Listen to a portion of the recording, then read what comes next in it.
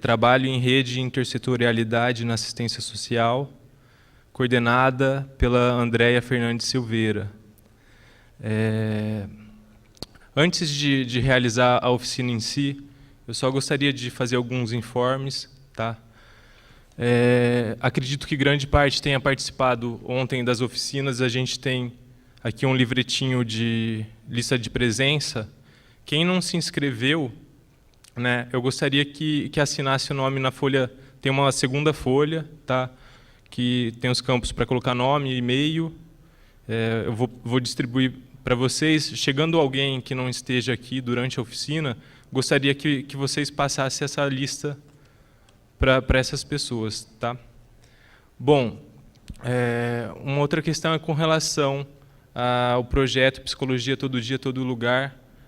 A gente vai estar aqui presente na saída do auditório, tem um pessoal ali. É interessante que a gente mostre a cara dos trabalhadores da assistência social, dos psicólogos que trabalham dentro dessa política. Né? Mostrar como que a gente está enxergando isso, quais as dificuldades, os desafios, para a gente deixar isso gravado como um marco histórico mesmo.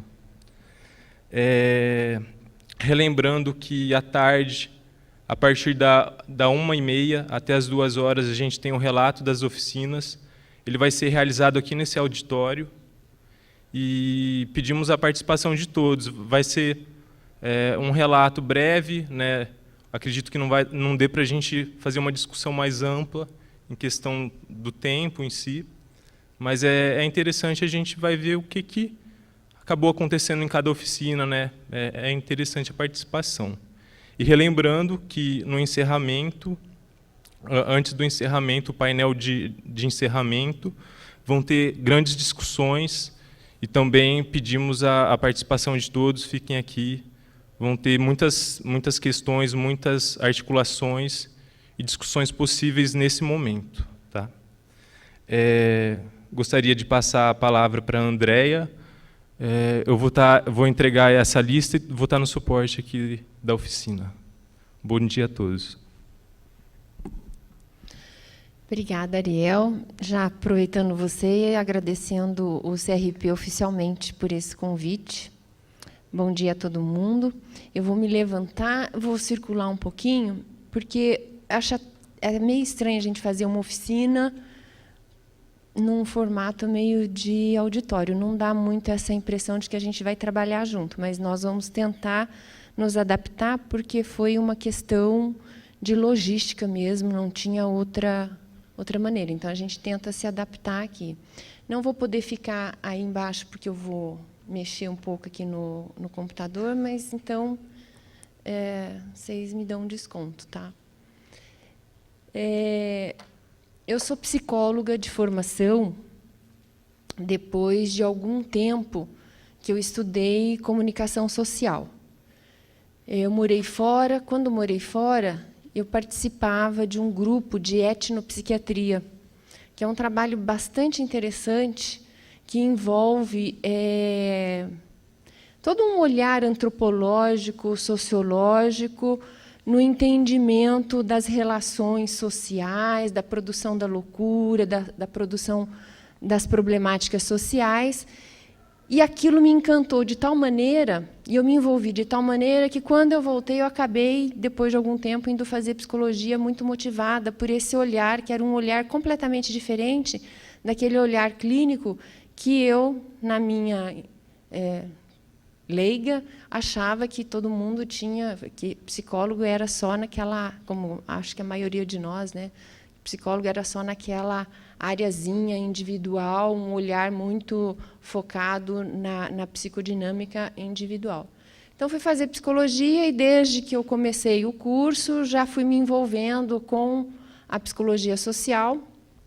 Terminei o curso, fui fazer o mestrado em psicologia na Federal de Santa Catarina, que tem um pessoal da Abrapso lá em Santa Catarina que é bastante forte, que faz um trabalho bastante interessante, e aquilo também me encantou. Depois fui dar aula na PUC do Paraná, onde eu me formei, fiquei lá um tempo como professora e pesquisadora, e vim fazer o doutorado aqui na Psicologia Social na PUC de São Paulo. E a volta que o mundo dá, acabei saindo, me afastando por questões pessoais, redirecionamento de vida, acabei me afastando da academia como professora, permaneci como pesquisadora, mas me envolvi mais diretamente no campo. Porque quando a gente está na academia, a gente produz muito conhecimento, mas, ao mesmo tempo, a gente se afasta um pouco da prática, porque você fica muito ali pensando a coisa, né? Muito no racional, muito no intelecto, e a gente corre esse risco. O ideal é fazer essa mescla, mas nem sempre a gente consegue. E eu tomei uma decisão mais radical de me afastar da academia e ir mais para campo. E, quando eu fui mais para campo, tive a oportunidade de fazer um trabalho.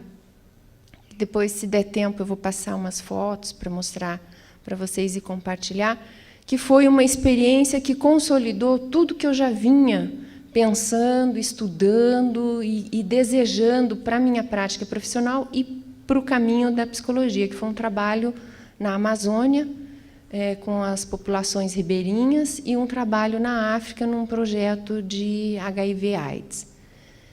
Então, toda essa prática, quando voltei, falei, bom, agora fiquei um tempo fora de novo, voltei e falei, agora estou chegando na meia-idade, já minha vida foi bastante intensa, acho que vou tentar consolidar toda a minha experiência como uma tentativa de contribuição, um último suspiro profissional.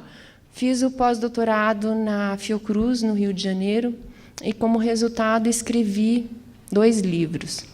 A filipeta que vocês receberam, e os outros vão receber também, ali tem o endereço, tem o nome dos 2 livros. Um chama Wontanará, Estamos Juntos, que relata uma parte da experiência que eu tive nesse projeto na África, e que traz também uma discussão de, bom, estamos juntos mesmo? Wontanará é uma palavra, um termo em Sussu, que significa estamos juntos. Sussu é uma das etnias da Guiné-Conakry. E a minha questão era assim, bom, mas espera aí, estamos juntos mesmo? Nós fazemos a nossa prática juntos mesmo?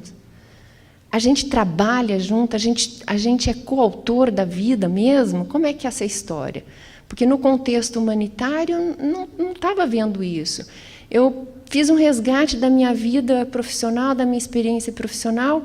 Eu também identificava muito pouco esse trabalho conjunto, de coautoria, de participação, de coletividade, de estar todo mundo pensando, contribuindo numa mesma direção.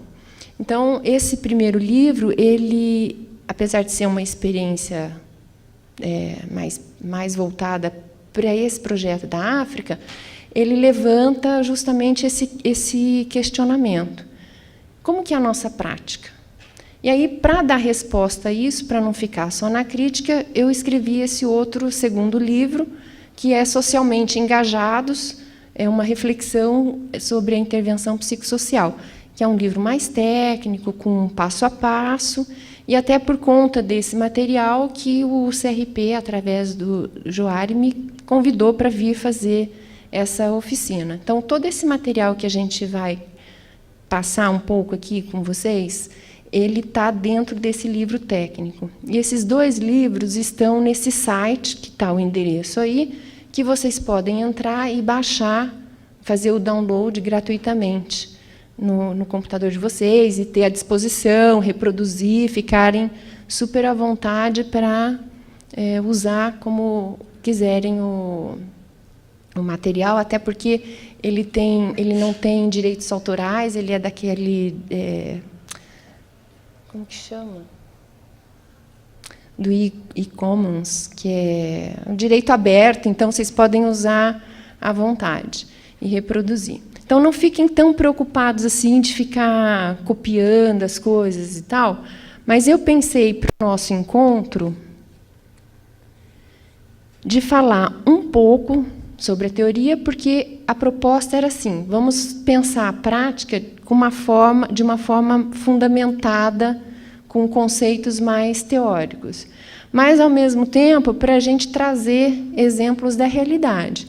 Eu tenho a minha realidade, eu vivi as minhas experiências, mas vocês todos têm experiências e realidades, e às vezes até comuns, não sei se vocês estão aqui vindo do mesmo projeto, da mesma área, do mesmo lugar, mas tem uma diversidade aqui, e eu gostaria que a gente tentasse trazer, refletir essa diversidade ao longo da nossa discussão.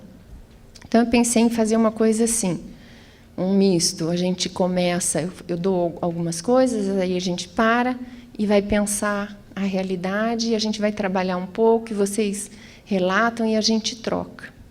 Pode ser assim? Sim? Sim? Sim. Então, tá bom. Então, para a gente começar, queria saber de vocês quem é psicólogo. A maioria. Quem não é psicólogo, quem é assistente social? Também, que bom. Tem alguma outra área que eu não, sem ser da assistência social e da psicologia? Basicamente, assistência social e psicologia. Todos daqui de São Paulo? Ah, bom, boa pergunta. Eu sempre esqueço de precisar isso. Daqui da cidade de São Paulo. Quem é daqui da cidade de São Paulo? Alguns. E fora de São Paulo, do interior, bastante gente. Bom, beleza. Eu não sei qual é a expectativa de vocês com relação a essa oficina, mas vamos trabalhar juntos para a gente tentar chegar perto dela, tá bom? Para a gente começar, então. Dentro da nossa prática, só fazer um parênteses antes, eu acho que muitas das coisas que eu vou trazer aqui provavelmente são coisas repetidas ou que não são nenhuma novidade para vocês. E está tudo certo, não tem problema nenhum, porque a intenção não é trazer uma coisa inovadora, a intenção é só fazer um compilado de coisas que a gente já vem praticando. Então, vou falar de algumas coisas que já são conhecidas. E uma das coisas que a gente vem batalhando há muito tempo, estava até conversando com a Ariel, o reflexo dessa oficina, desse trabalho, desse movimento que está se intensificando cada vez mais dentro da psicologia, é todo um caminho percorrido de muitos anos, algumas décadas, tentando trazer a psicologia no Brasil mais próxima da realidade brasileira.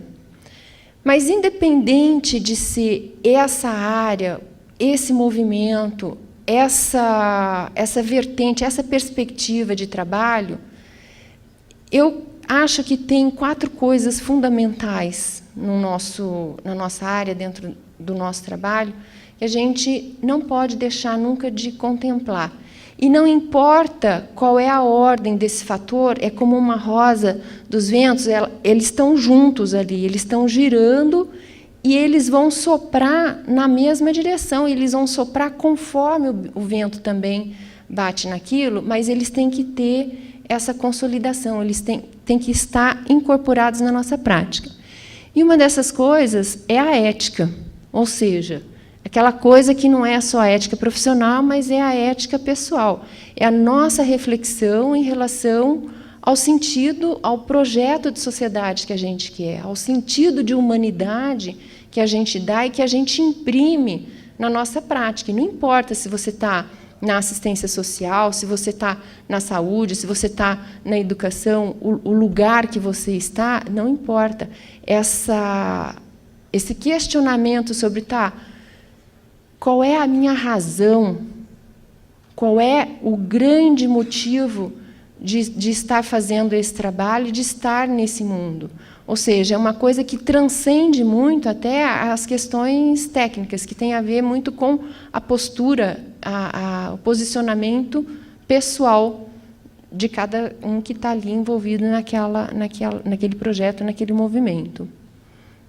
A outra questão é a participação social, que é a inclusão, especificamente, das pessoas com quem nós envolvemos. E acho que isso daí é uma base muito sólida para tudo que a gente vai falar dentro dessa oficina. Porque eu já passei por etapas de trabalho que a gente dizia assim, não, nós estamos construindo um trabalho em rede, estamos construindo um trabalho com a comunidade, estamos envolvendo.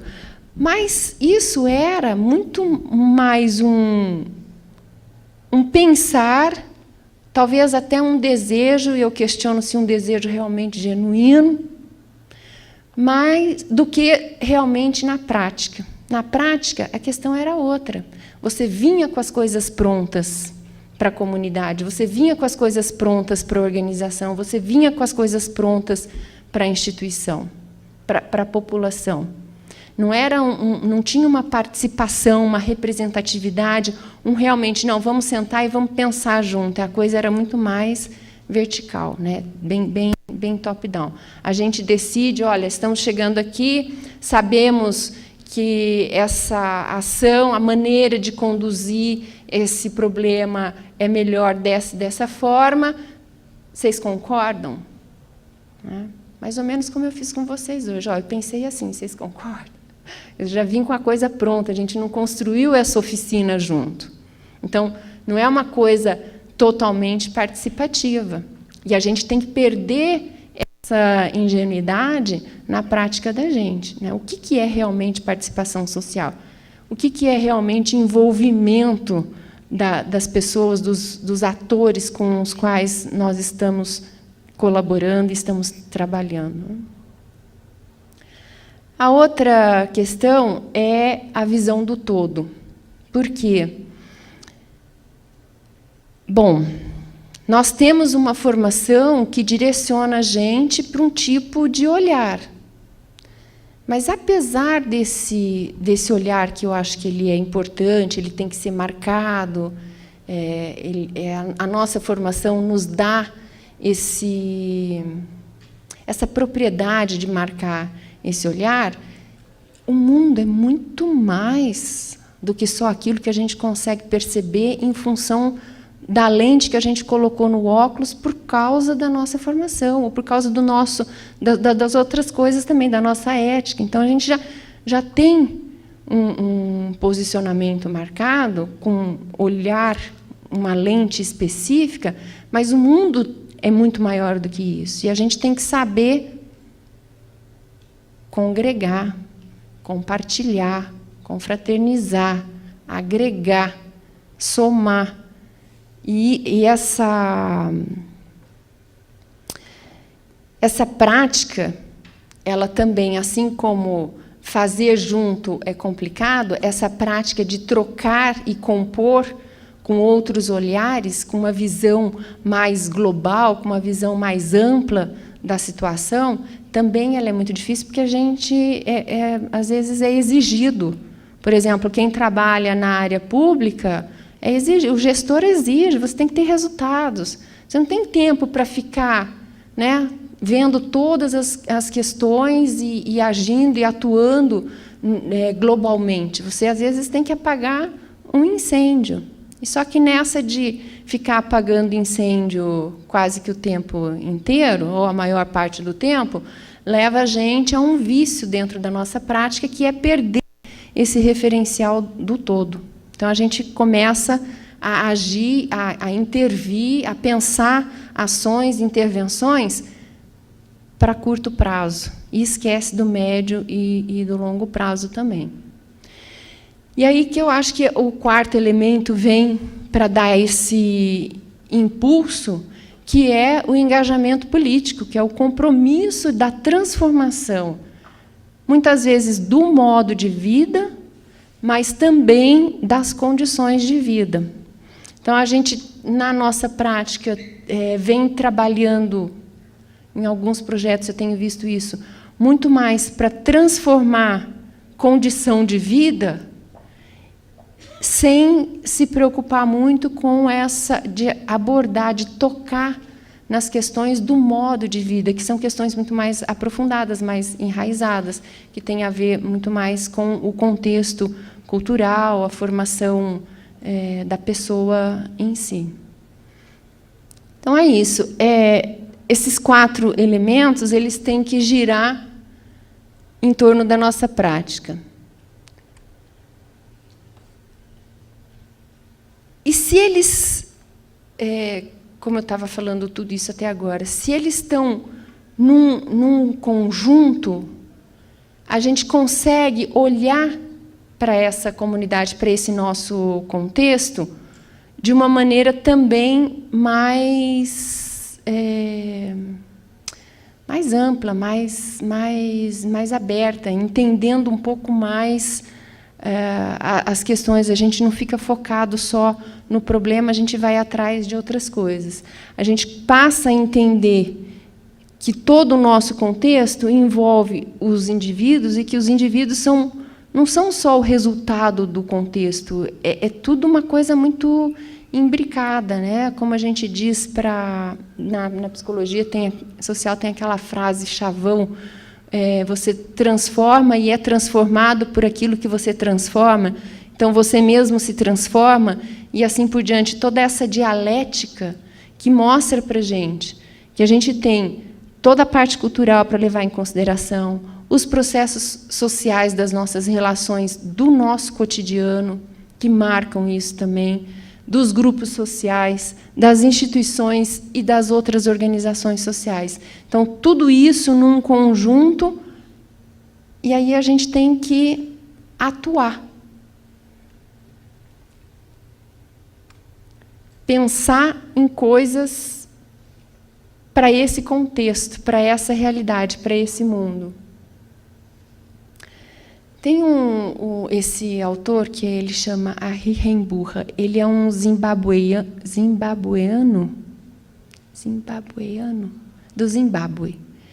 Ele trabalha na área de saúde. Ele elaborou um conceito teórico que é bem interessante, que chama PEN3.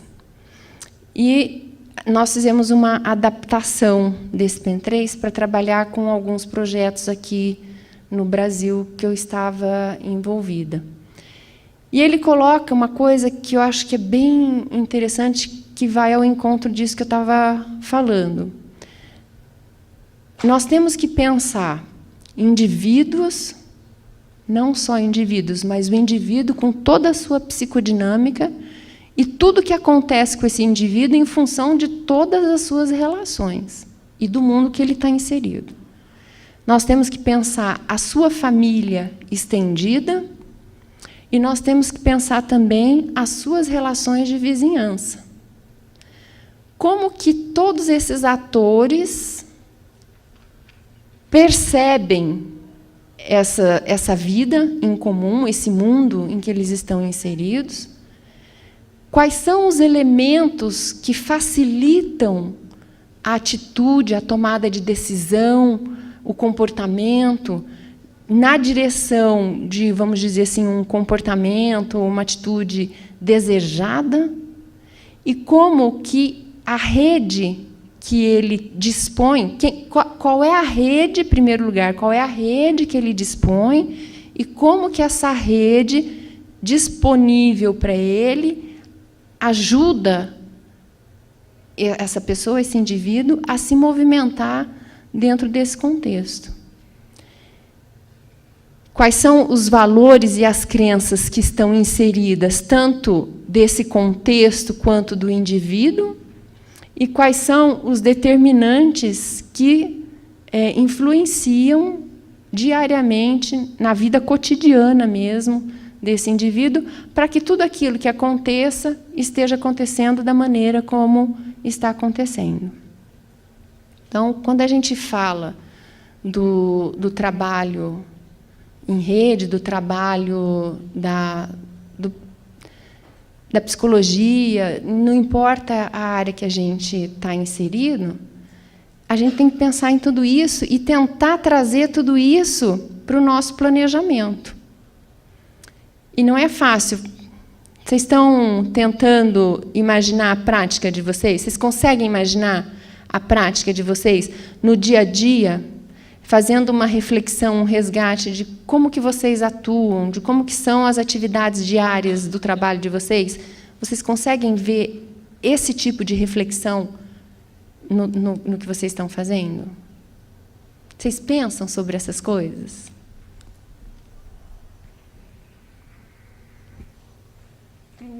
Primeiro exercício da oficina.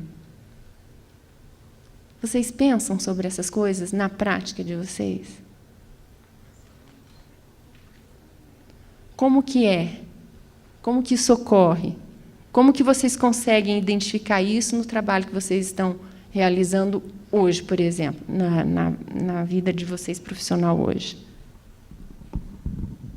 Acho que eu vou passar o microfone, Ariel, para circular.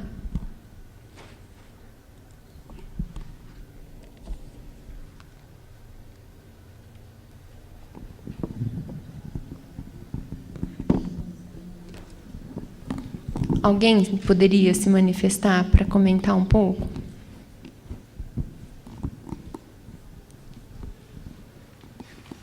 Alguém podia pensar alto?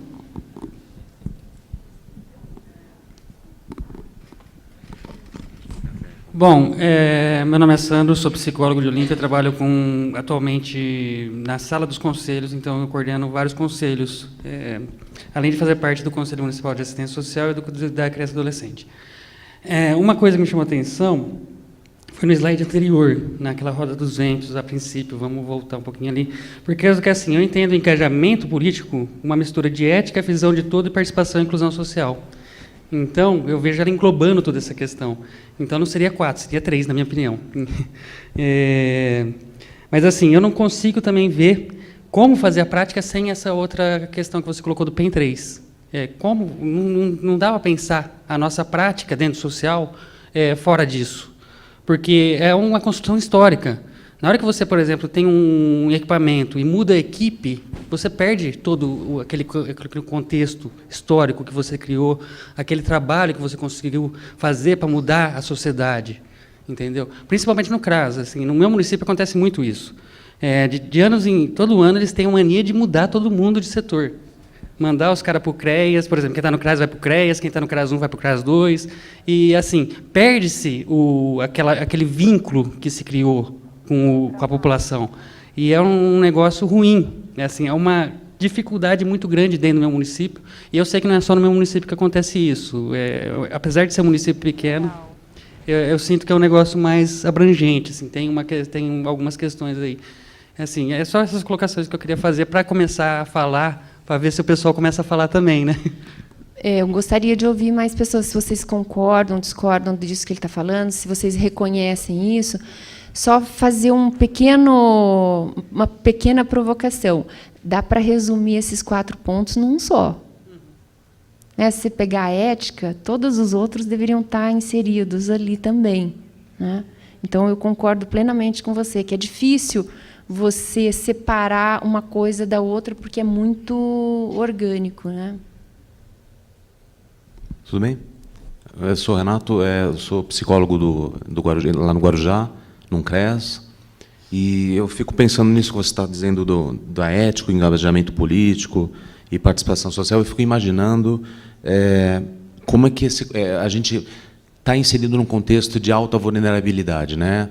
Em cidades onde a gente tem um nível de miséria alto, a questão do tráfico tomando conta das comunidades, a gente não conseguindo entrar em algumas comunidades, até por conta da criminalidade, a gente vendo a infância e a adolescência sendo absorvida, né, cooptada por esse poder paralelo, né, e é um poder paralelo que imprime uma ética, que tem uma ética própria naquele contexto, naquele território, e que a gente tem que se submeter a fazer esses jogos, esses diálogos, né, para poder entrar nesse território, dialogar. E aí você fala dos indivíduos nesse contexto de famílias, e famílias completamente... uma configuração que não está nos livros, né? Então, enfim, E aí a vizinhança mesmo, essa relação de vizinhança que acaba sendo uma extensão de família. Quando eu falo nisso em lugares de favela, de palafitas, né, em becos, né, você entra num beco, né, onde você tem o traficante, você tem a exploração sexual, você tem as crianças trabalhando, enfim, o uso da droga ali pelos pais, enfim, como trabalhar com essa questão do engajamento político, dessa participação social, se você tem essas comunidades meio que rendidas, né, para um tipo de vida que o Estado não está conseguindo entrar, né, o poder público não consegue entrar em alguns lugares, e a gente fica de mãos atadas muitas vezes. Então, essa já é uma das primeiras questões que eu trago nesse começo aí dessa oficina, já que eu trabalho com CREAS e trabalho basicamente com a violência, né, e com a violação de direitos, né. Mais ou menos isso, só para começar. Mais alguém gostaria de se manifestar? Bom, eu sou a Tassiana, eu trabalho em Santos, atualmente num abrigo institucional, numa casa de passagem. Enfim, quando você está falando aí da questão de redes, e aí pensando um pouco no que o Renato também já colocou, essa questão da violência é mesmo muito difícil, ela atravessa, né? Mas trabalhando com população de rua, a gente vê todo dia a gente tem que construir uma rede nova, na verdade, né? Porque primeiro que os próprios profissionais que trabalham com essa população, às vezes, são olhados também de uma outra forma e a gente acaba adquirindo um estigma, obrigada, né? Nesse meio, enfim. E para você conseguir tecer a rede e, enfim, tentar pensar em algo que possa auxiliar, que possa ajudar na condução de cada caso, né, é muito difícil. Enfim, eu estou colocando isso aí para tentar pensar, né, porque eu acho que eu falei isso ontem aqui também. Eu venho de uma outra prática, né, onde eu atuava na saúde mental, com a questão da atenção psicossocial. Eu defendi, o ano passado, uma dissertação sobre rede de atenção psicossocial, mas com recorte na questão da justiça, né, dos direitos humanos, enfim. E aí me assusta muito quando eu chego nesse campo, né, da assistência social, e eu não consigo ver o olhar para o sujeito. O olhar é muito policialesco, né? Tipo, vamos tirar as pessoas das ruas. E aí, quando a gente pensa, vamos tirar as pessoas das ruas, vamos limpar a rua, vamos deixar Santos bonitinho, né, para turista ver, o que a gente faz com isso, né? Porque a gente é quase que impelido a pensar em questões que não foi a gente que criou, é uma questão dessa sociedade que está aí, né, posta. Questão, enfim, sistema capitalista, tudo que a gente já viu e já sabe. Mas, assim, como pensar e trabalhar redes com essa lógica do Estado pressionando, né, e pedindo para a gente fazer o que, na verdade, a gente nem pode fazer, né?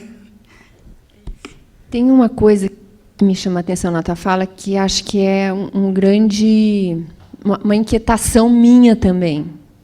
Eu até brinco com os meus amigos ultimamente que eu ando meio desencantada da humanidade. Quando você fala assim, é essa sociedade que está aí que a gente não criou. Mas eu entendo o sentido da tua frase, não é uma retórica, mas é só para marcar assim, nós não criamos. Não, nós criamos. E nós estamos criando cotidianamente. E nós estamos reproduzindo, ao invés de desconstruir, a gente está reproduzindo algumas coisas desde sempre. E é um movimento lento, Mas há 20 anos atrás não se imaginaria uma oficina como essa. não se imaginaria um trabalho como o que vocês provavelmente estão fazendo hoje, né, há 20 anos atrás. Vocês que são... Tem gente que é mais da antiga, de 20 anos atrás, aqui? Vocês sabem do que eu estou falando? Não é? Uma conquista, uma vitória, um avanço nessa visão do todo, porque é muito difícil você... Essas questões que vocês mencionaram, por exemplo, que são questões de violência, de uma série de consequências, talvez, de condições de vida. E nós estamos o tempo inteiro sendo demandados a trabalhar sobre as condições de vida e não sobre o modo de vida que levou àquela condição de vida. Não é isso?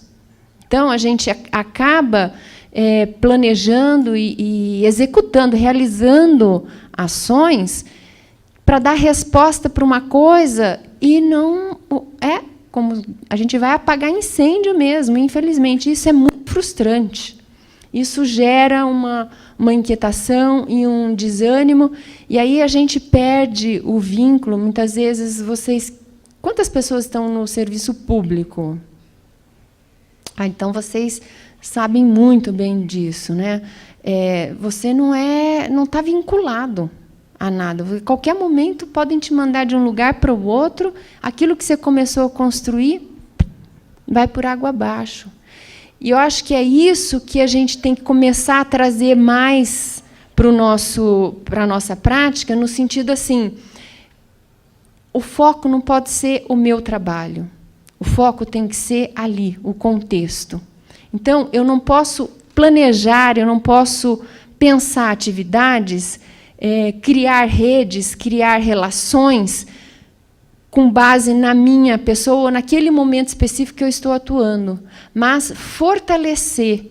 Quando eu trago a participação social como um dos elementos fundamentais, é muito nesse sentido. A gente tem que fortalecer a população. Empoderar, essa palavra é controversa, mas eu uso sem nenhum pudor, empoderar, que é a palavra ali, Ariel, microfone, empoderar a população. Então, eu sou psicóloga clínica, né, formada há quase 20 anos, e trabalho numa instituição filantrópica. Então, dentro dessa abordagem, é complicado pensar no engajamento político, porque, na verdade, eu estou ali totalmente, não ganho nada, né? Trabalho nessa comunidade há mais de 10 anos, na verdade, bem mais, quase 18 anos que eu trabalho nessa instituição. E a minha intenção é totalmente ajudar, tentar apagar, como você mesmo disse, os incêndios. Não ganho nada, né? Mas ganho muito. Não ganho nada, mas ganho muito, porque é uma troca muito interessante. Aquilo que estava no outro slide que você colocou, eu acho que vem a interação, né? A questão da interação, que acho que você colocou nesse ou no outro, eu não sei. É nesse. A gente tem que entrar. Você também acaba entrando dentro daquele ambiente, dentro daquela comunidade, que eu trabalho numa comunidade muito carente. Ali, não sei se você conhece, na região da Zona Norte, na comunidade do Peri, favela do Peri, que é enorme, super ampla. E para entrar ali é complicado, né? Então, não tem nenhum aparato. Você tem que tentar entrar, e aquilo que você falou de reprodução, como eu não tenho ninguém que me direcione ou que me cobre algo, sou eu e a minha perspectiva de tentar fazer alguma coisa. Mas me sinto extremamente só, né? Porque o que eu conto com outros colaboradores que são de outras áreas, né? Que não tem nada a ver com a psicologia, mas que a gente tenta fazer um trabalho no sentido de tentar, acho que, aplacar um pouquinho o que o Estado acaba não fazendo, né? Uma tentativa de ajudar por ajudar. Mas a gente acaba tendo, como você mesmo disse ali, como está aí nesse slide, a gente se identifica com a necessidade do outro, A gente interage e, em cada momento em que você atua, você aprende algo. Você que foi para a África, você sabe disso. Você levou e trouxe uma bagagem gigante. E é isso que eu sinto no decorrer dos anos. E essa bagagem eu levo até para o meu consultório. Eu acho muito interessante. Tem uma coisa que é assim desesperadora, porque chega um momento que você pensa, bom, mas que tipo de alianças eu tenho que fazer para entrar num contexto de violência, né? Contar um exemplo bem rápido aqui. Minha sobrinha é infectologista, ela trabalha com saúde indígena. Ela estava contando ontem. Ela foi fazer uma supervisão numa determinada região, com um determinado grupo, e eles vieram contar que o médico de lá, chorando, um médico experiente, de anos, mais velho, chorando, porque não sabia o que fazer, porque dentro da aldeia, numa família, o pai tinha engravidado as 2 filhas, né? E uma teve o nenê nasceu com problemas, foi enterrado, e aí foram ver, tinham mais 4 covas. Né? E a outra segunda filha, que estava grávida e gestando ainda, estava escondida, ele estava escondendo. Como intervir, meu Deus do céu, numa situação? Tudo que é feito ali é pela liderança comunitária. E tudo que é feito ali tem que ter autorização do pajé. E aí, como que você vai reportar isso para o Conselho Tutelar? Como é que você vai chamar o aparelho do Estado para intervir numa situação? Qual é o seu direito? Até onde vai nosso direito de intervir numa situação que, muitas vezes, é cultural, são crenças e valores, mas espera aí, crenças e valores, e cadê a ética, a humanidade? E isso dá um desespero na gente, porque a gente fica assim meio quase que de mãos atadas. E você tem que fazer aliança com quem? Que tipo de rede que você tem que formar? Como que essa rede vai poder atuar numa situação como essa, por exemplo? Aí você fica pensando, o que sobra? Né? Aí você tem que parar nesse momento e dizer, não, espera aí, sobra o eu e o meu projeto de sociedade, o meu ideal de humanidade.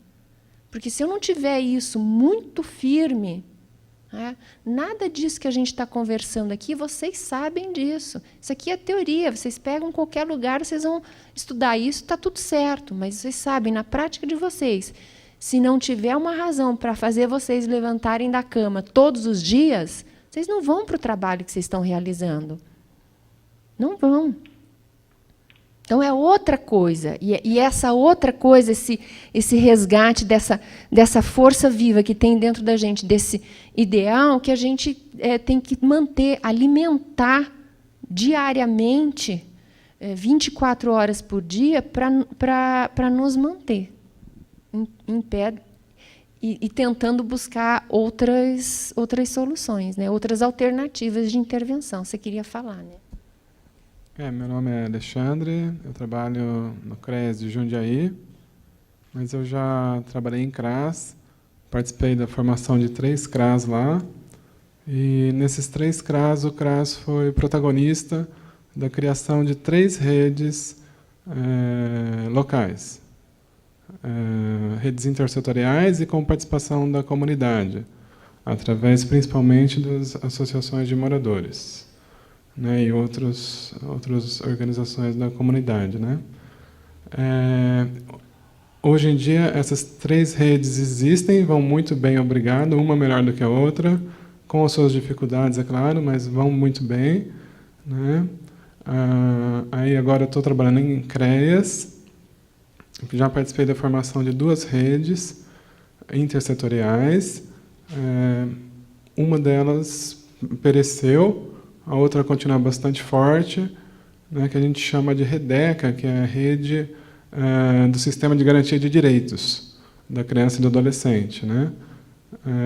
E aí participa assistência social, CRAS, CREAS, CAPESI, saúde, né? Sistema judiciário, defensoria pública, Conselho Tutelar, participa de várias instituições que lidam com criança e adolescente. Eu queria colocar só para você a questão da dificuldade da intersetorialidade, né, com a educação, especificamente, que a gente sentiu lá em Jundiaí. Eu não sei se outras pessoas da plateia percebem isso também, mas a gente percebeu muito forte lá a dificuldade de fazer parceria com a educação. Parece que eles estão no mundo deles e não abrem muito as portas para participar da nossa rede. Essa rede não tem uma existência abstrata. A gente se reúne, é bom eu explicitar, né? A gente se reúne uma vez por mês, cada uma dessas redes que eu falei. Né? Então, são redes que existem por meio de reuniões, meio de e-mail também, né? Internet.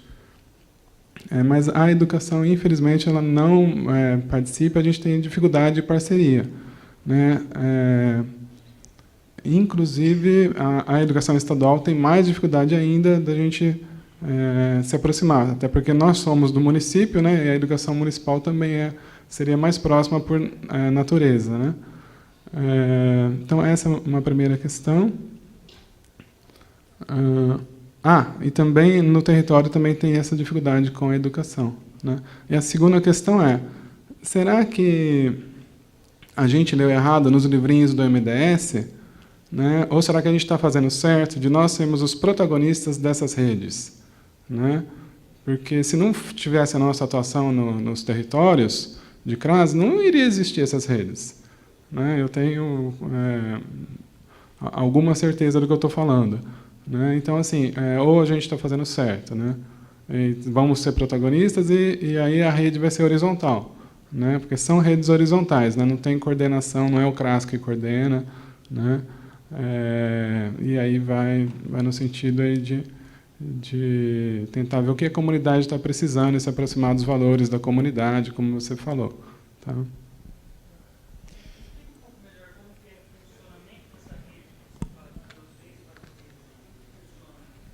Oi? Então, a gente se reúne uma vez por mês.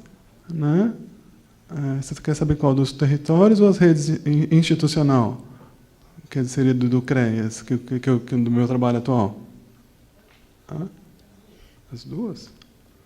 Pelo que eu entendi, são diferentes redes e as redes funcionam da mesma maneira, é isso? Vocês fazem reuniões mensais, trocam comunicação também de outras formas e discutem as questões nessas reuniões e daí, a partir dessas discussões, vocês partem, cada pessoa, para a sua atuação, é isso? Cada instituição para a sua atuação, né?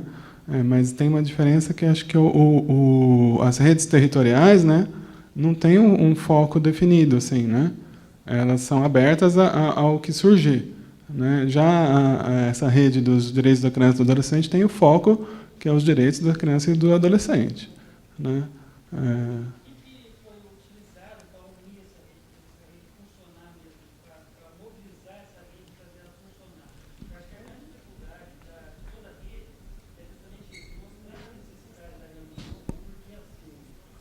O que foi utilizado é a gente falar que a gente tem coisas em comum, né? Tem problemas em comum e juntos a gente pode resolver, e no tete-a-tete, né? Na conversa, puxar para a reunião.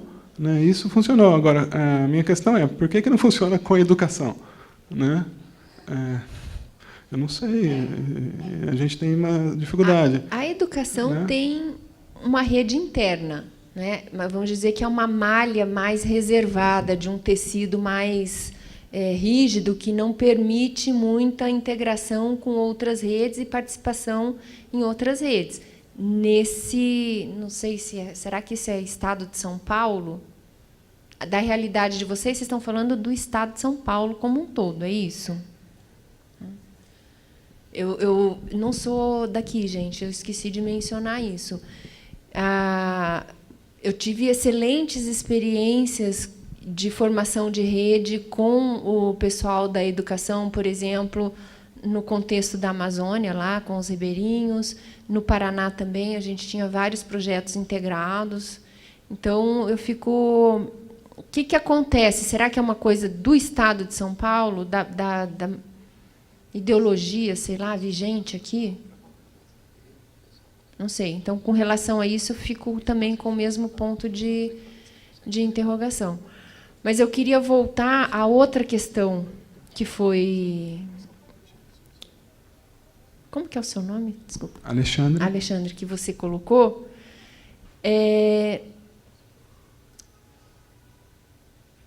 Não sei, eu penso assim, ó, somos o protagonista, estamos sendo o protagonista.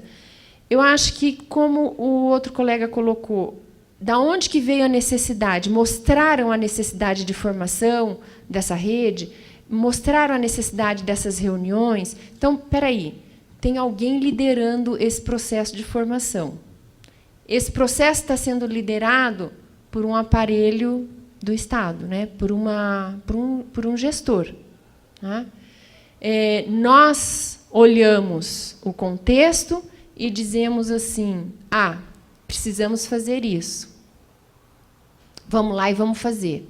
E aí a gente faz todo um trabalho de convencimento do outro, da população, em relação àquela necessidade que nós percebemos, e aí a maneira de perceber, a gente ainda vai falar um pouquinho mais sobre isso, mas a pergunta que fica é, e a necessidade sentida?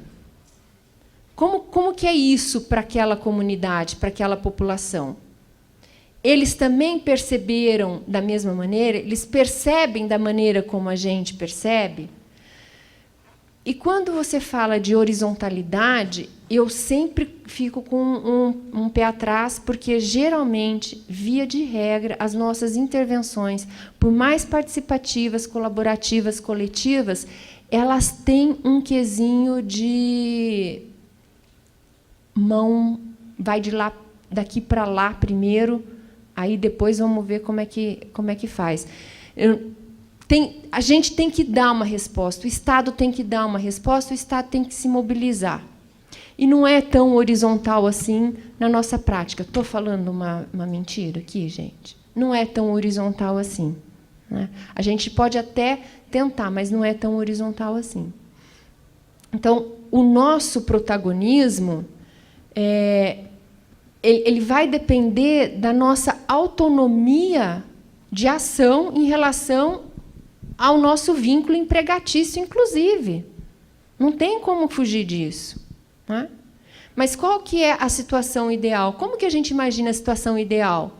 É que a comunidade se aproprie, que a população se aproprie, que a reivindicação de formação daquela rede, daquele órgão de controle, do controle social, essa é uma necessidade que tem que ser explicitada pela comunidade. E, muitas vezes, a comunidade está...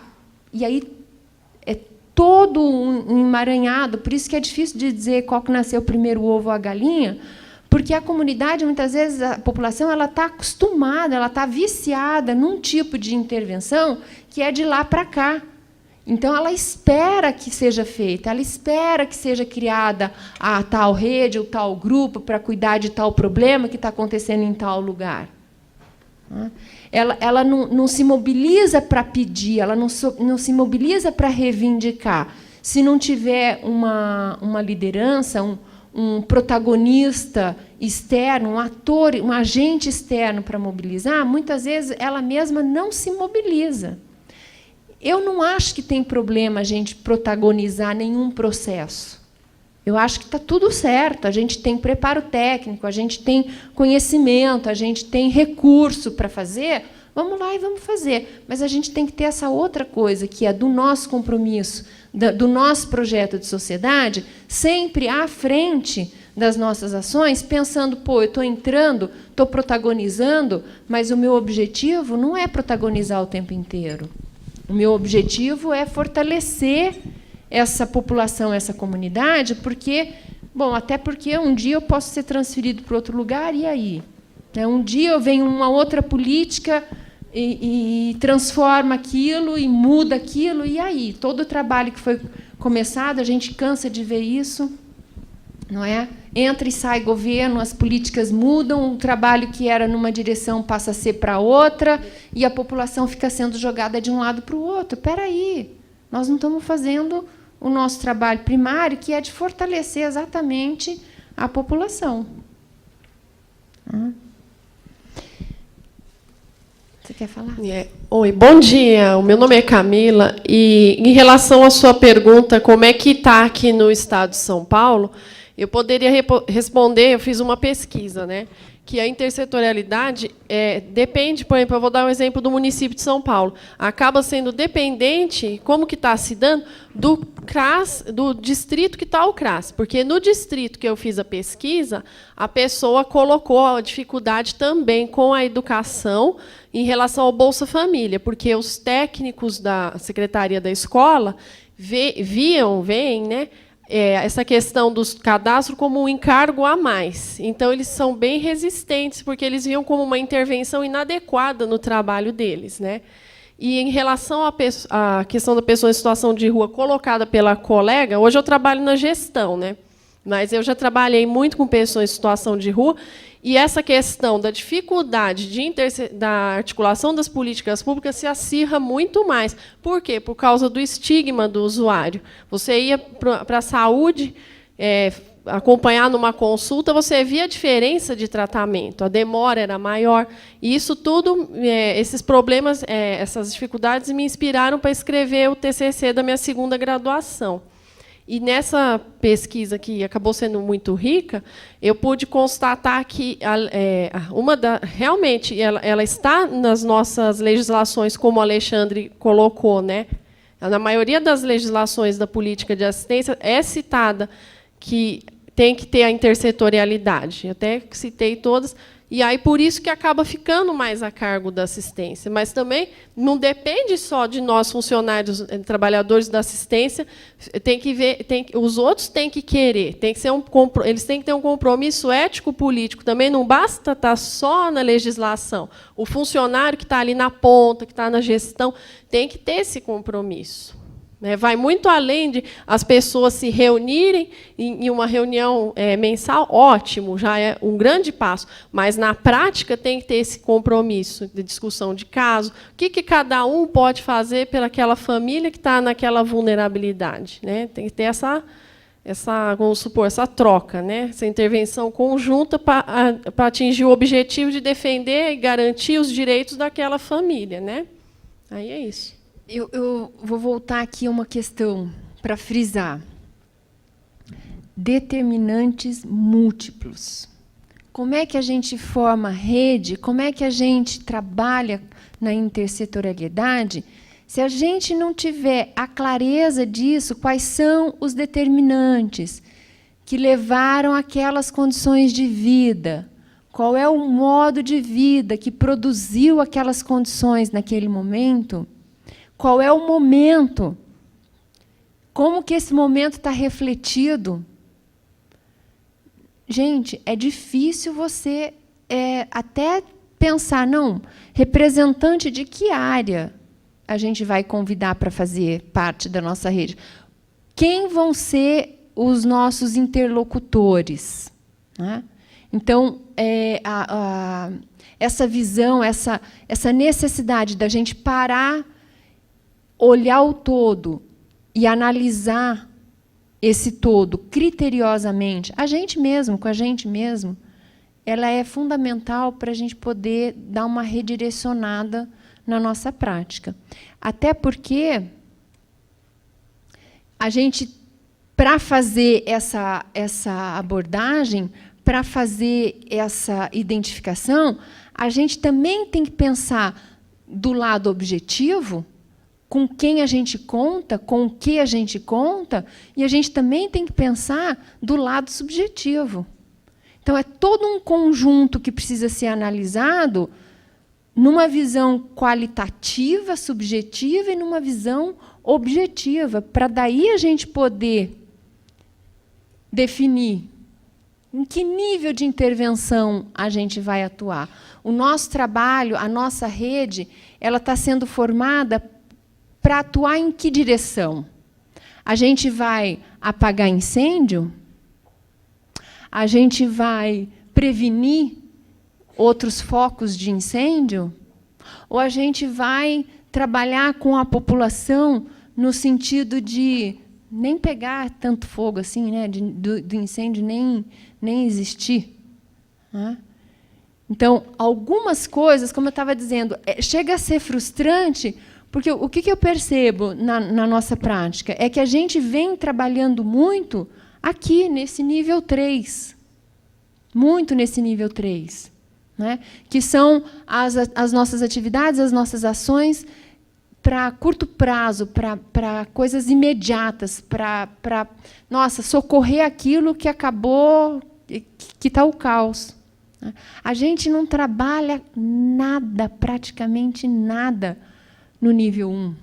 Praticamente nada. A promoção é uma coisa que a gente quase que praticamente não usa nas nossas intervenções. E, graças a Deus, a gente tem conseguido trabalhar um pouco mais nesse nível 2. Mas o ideal mesmo, com todas aquelas análises de todas as outras coisas que a gente já conversou até agora, é a gente chegar a compor uma coisa ali, no centro, ali no 7. Em que você, através dessa análise de multifatores, da visão do todo, do contexto global, você consegue pensar, bom, para tal coisa a gente precisa de uma rede assim, ou precisa de representantes assim, assado, para agir em tais momentos, mas esse daqui também interfere, demanda uma outra. Então, além de formar uma rede, a gente tem que formar um complexo de rede, né? Uma galáxia. Né? Praticamente uma galáxia, porque a vida é assim. Né? O ser humano é assim, a sociedade é assim. Então, não dá para você só pensar, você tem que mexer com o todo. Né? Meu nome é Franciele, eu estou trabalhando no CRAS de São Sebastião, Litoral Norte. Estou há pouco tempo, nem há um ano lá, e é muito complicado, né? Porque você entra nova, tem todo aquele discurso de todo mundo tenta te desanimar, na verdade, no serviço público, né? E aí, quando você entra... você chega sem de gás, todo mundo quer tirar seu gás. E aí, quando você tenta fazer essa questão, né, do trabalho em rede, eu estou me deparando com 2 problemas. Não sei se é só no meu município. Mas uma que é assim, o dia a dia engole muito as pessoas. Então, principalmente, igual o Alexandre falou, da educação, eu vejo assim, que a gente até consegue ter um início de conversa, mas o que tem que ser feito depois, o dia a dia engole, acaba que não dá para comparecer na reunião, não dá para fazer isso, não dá para fazer aquilo. Então, eu vejo que eles apagam incêndio também o tempo todo, né? Então, isso está sendo um problema não só na educação, como também no CRAS, no CRES, o dia a dia vai engolindo, né? E a segunda coisa é que eu vejo que a gente fica muito dependente dos indivíduos que trabalham naquele local. Então, essa rede, ela não é feita assim, CRAS, CREA, saúde, reabilitação, enfim. Ela é feita assim, eu tenho que contar com um psicólogo que esteja disposto na saúde a fazer essa rede. Né? Eu preciso de alguém da saúde, eu vou ligar para aquela pessoa.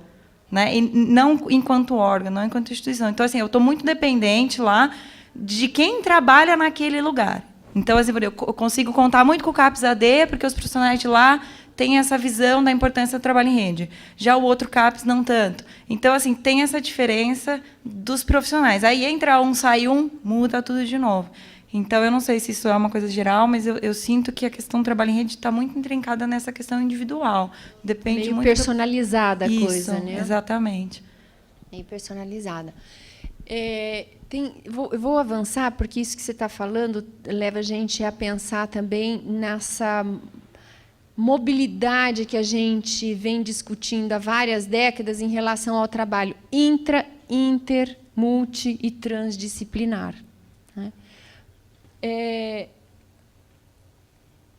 Que é isso. De onde que a gente fala? Né? Como você falou, às vezes, você pode contar com aquela rede lá, porque tem profissionais que pensam como você. Então, até para isso, a gente tem que estar atento, né, na formação do nosso trabalho. Quem são as pessoas, os interlocutores afins? E os que não são afins, são contras, Por quê? Qual é a lógica, qual é a ideologia vigente que está mobilizando esses outros grupos, para a gente poder identificar. E o que mais de comum a gente acaba encontrando é que, embora a gente diga que a gente faz um trabalho interdisciplinar, muitas vezes a gente não garante nem a intradisciplinariedade, porque você trabalha com outro psicólogo, com uma outra assistente social do teu lado, e vocês não comungam das mesmas práticas, das mesmas perspectivas, e não trabalham, não discutem as coisas, não tem um posicionamento. Bom, não, a psicologia está pensando, nós psicólogos estamos pensando isso, nós assistentes sociais estamos pensando isso. Isso reflete até nos atendimentos, porque, por exemplo, a comunidade ela não vem assim, ó, eu quero falar com assistente social, quero falar com psicólogo, eu quero falar com tal assistente social, eu quero falar com tal psicólogo. Então, o vínculo está se criando individualmente também, e não assim com o CRAS ou com a instituição. Com o serviço, vamos dizer assim, né? Agora, isso é uma constatação. O que de novo eu estou trazendo? Nada, isso eu estou constatando. Mas o que dá para ser feito? Não dá para ser feito alguma coisa? Quer dizer, na medida em que nós estamos atentos de que a gente precisa garantir uma intradisciplinariedade, em primeiro lugar, realmente trabalhar multidisciplinarmente, porque não tem como você estar multifatores, multiprofissionais, multivisões, né? Tem que ter essa visão poliocular mesmo. Não dá para a gente, quando chega, quando vai estabelecer, trabalhar, em primeiro lugar, com esse nivelamento, com essa integração, com esse entendimento? Pensem na prática de vocês. Não tem uma aberturazinha que vocês possam, entre os profissionais, compor, formar, propor, sei lá, um tipo de curso, não, curso é mentor, né? Sei lá, uma reunião, um encontro para debater, bom, tá, e vamos pensar a nossa prática, que não seja só em congresso, que não seja só em oficina promovida externamente. Então, eu fico assim, com as minhas lombrigas idealistas remoendo dentro de mim. Não, é possível, vamos lá, o mundo ainda tem salvação, a gente ainda pode conseguir fazer muitas coisas. Às vezes, na prática, não consegue. E aí o que acaba acontecendo é que a gente trabalha, como ele disse aqui, todo mundo discute, cada um vai para o seu lado e vai fazer a sua coisa do jeito que acha que deve fazer. E não do jeito, muitas vezes, que comungou, que consensou que deveria ser feito. O trabalho transdisciplinar na formação da rede, ele é fundamental. Formação, para isso tem que ter formação, tem que ter nivelamento. Quando a gente compõe uma rede, tem que ter, sim, o trabalho de nivelamento das pessoas da rede, que é o que você entende por rede. Você foi convidado a representar, você tem essa visão, essa técnica, esse conhecimento. Agora você vai trabalhar e todos nós temos que comungar o que você entende por rede. Como você está inserido nesse trabalho, como que vai ser a sua atuação a partir desse trabalho. Não dá, gente, para não ter. Vocês têm? Vocês fazem isso? Vocês participam de rede? Primeira pergunta. Quem participa de alguma rede aqui? Vocês que participam de rede, vocês passaram por um nivelamento inicial?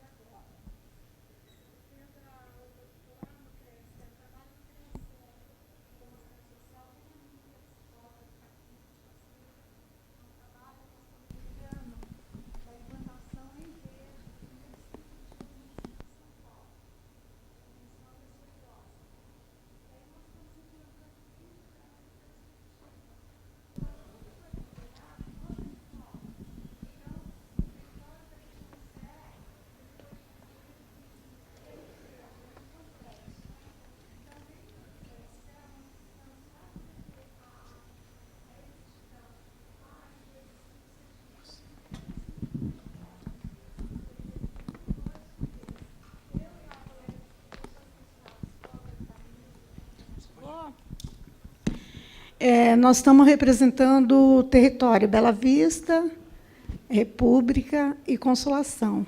Só que o centro-dia ele vai abranger os 3 micros territórios. E o exercício que nós estamos fazendo é exatamente isso.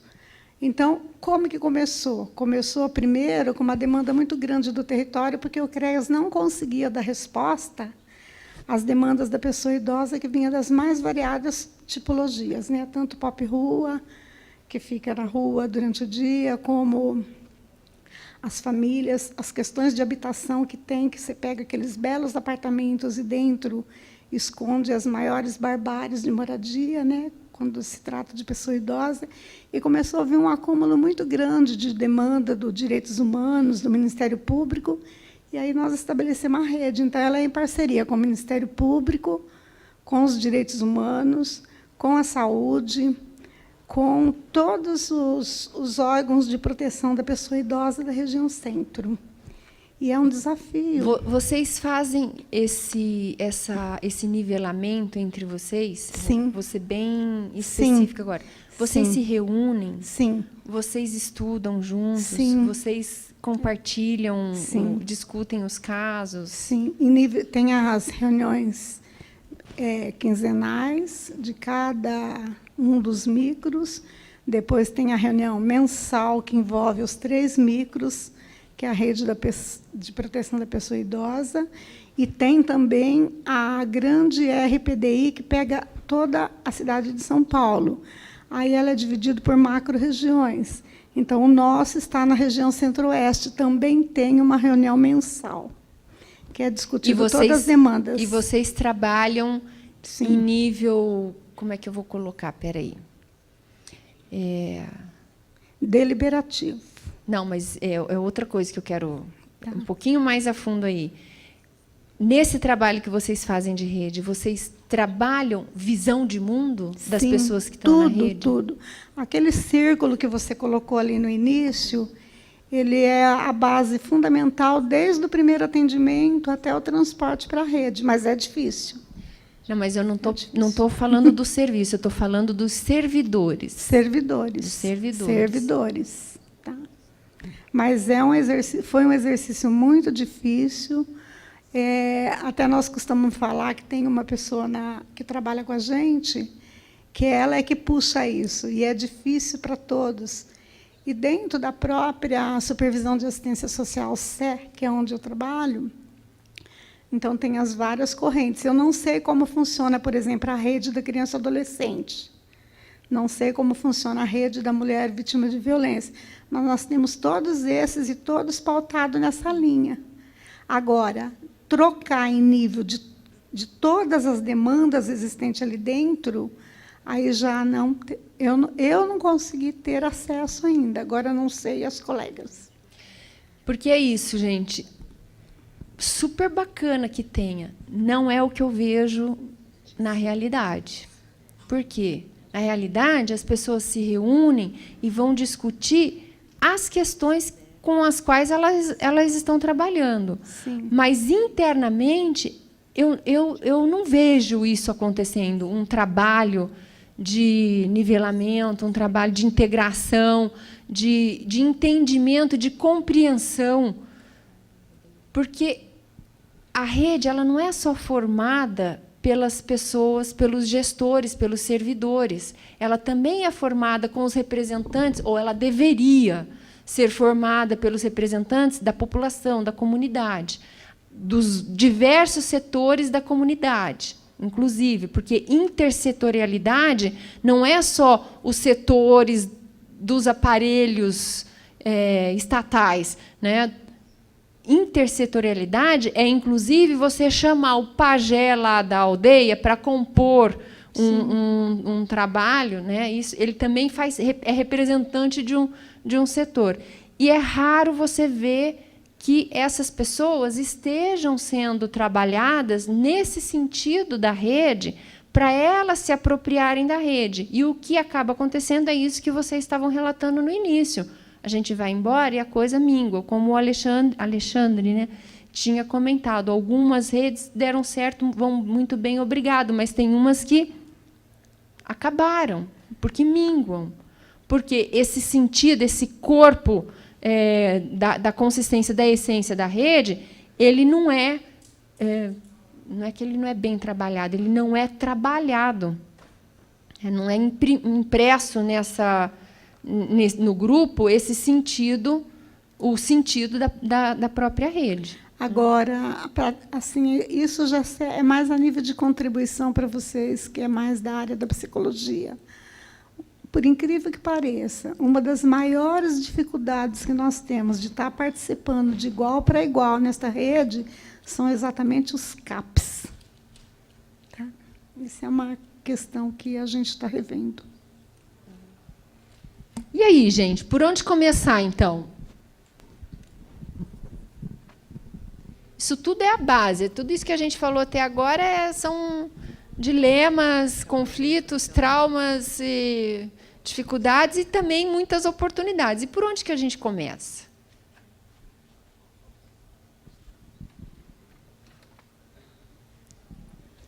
Chegaram num acordo?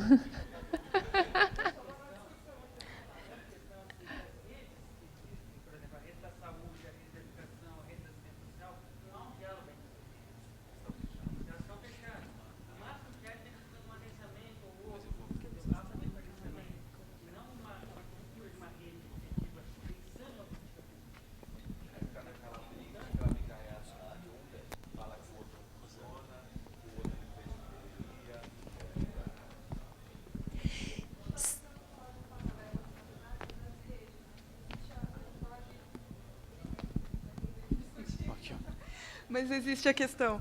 A rede de atenção psicossocial que não conversa com a rede socioassistencial e desconhece a existência, na verdade, né, da outra rede. Só que essa rede ela também é uma rede institucionalizada. E há que se tecer algumas críticas com relação a isso, né? Porque quando, em 2011, o Ministério da Saúde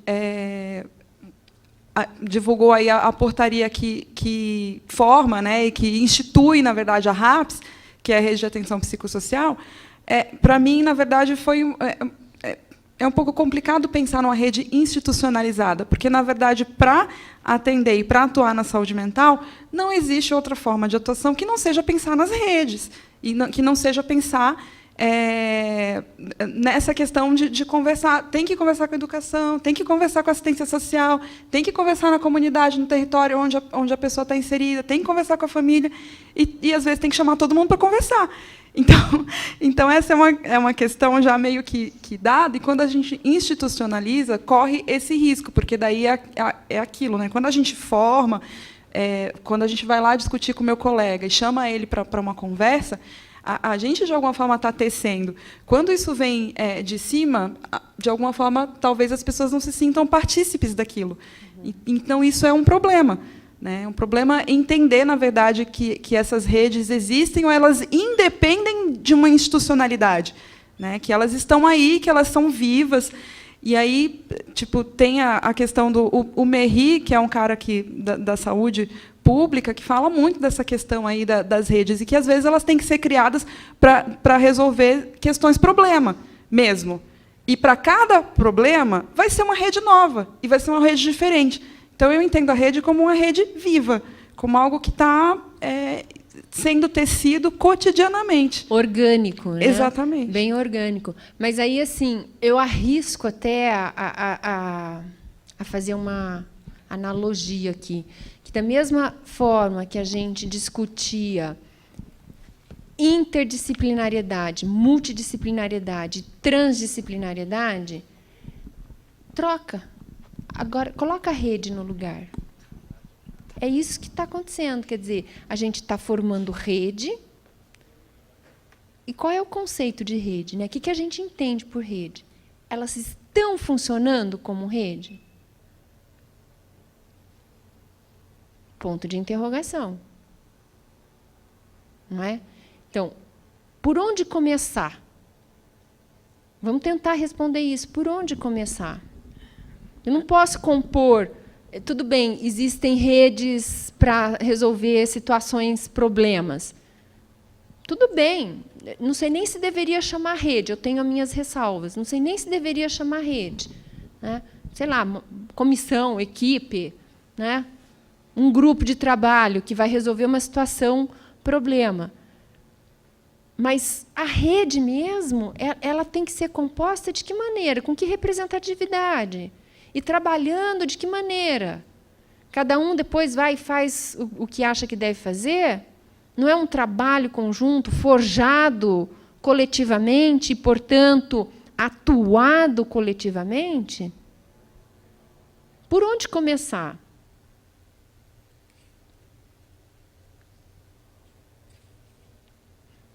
Isso não responde, mas isso traz algumas reflexões para a gente.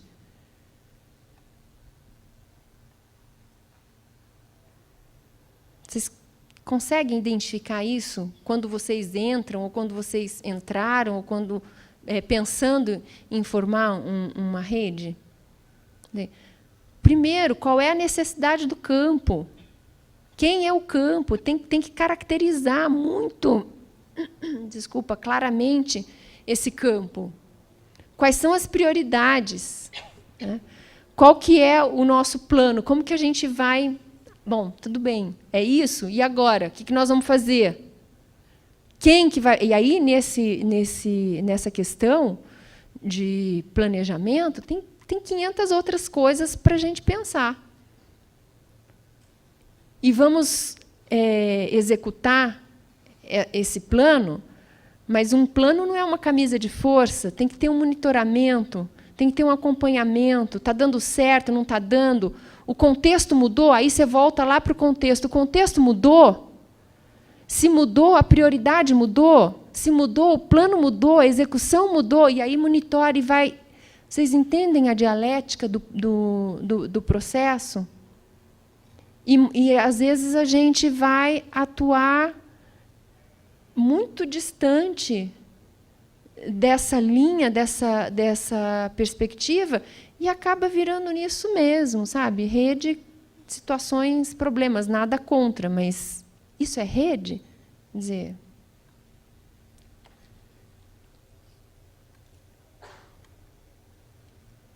para mim, como profissional, como pessoa dentro da minha perspectiva e da minha experiência, eu não resumo a função, o que é uma rede, com essas palavras.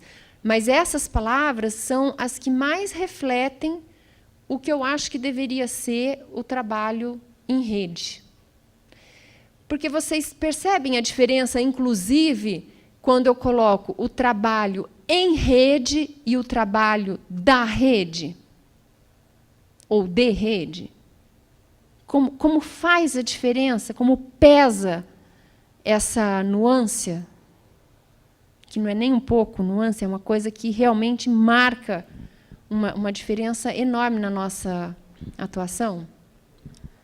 Andréia, sou eu. Eu sou do CREAS, trabalho junto com o Alexandre, e quando você coloca isso, assim, para mim fica muito claro o quanto você tem que estar presente, né? A gente reclama muito do trabalho, de que não funciona, de que não dá certo, que não consegue parceiro. Acho que Jundiaí não é diferente dos outros locais. Mas aí, quando você começa a fazer essa avaliação, eu volto lá atrás, quando começou o Redeca, que o Alexandre comentou, que começou até em função de todo esse trabalho de judicialização, né? Então, começou a passar para o serviço público, coisas que até então eram enviadas para o judiciário, né? Então, o judiciário devolve para quem tem direito, porque não tinha que ficar, né, fazendo todos os processos. E eu vejo assim que, pelo menos lá, né, que eu percebo, depois que a gente começou a tentar montar essa rede, e acho que a Redeca é uma que a gente consegue visualizar um pouco isso,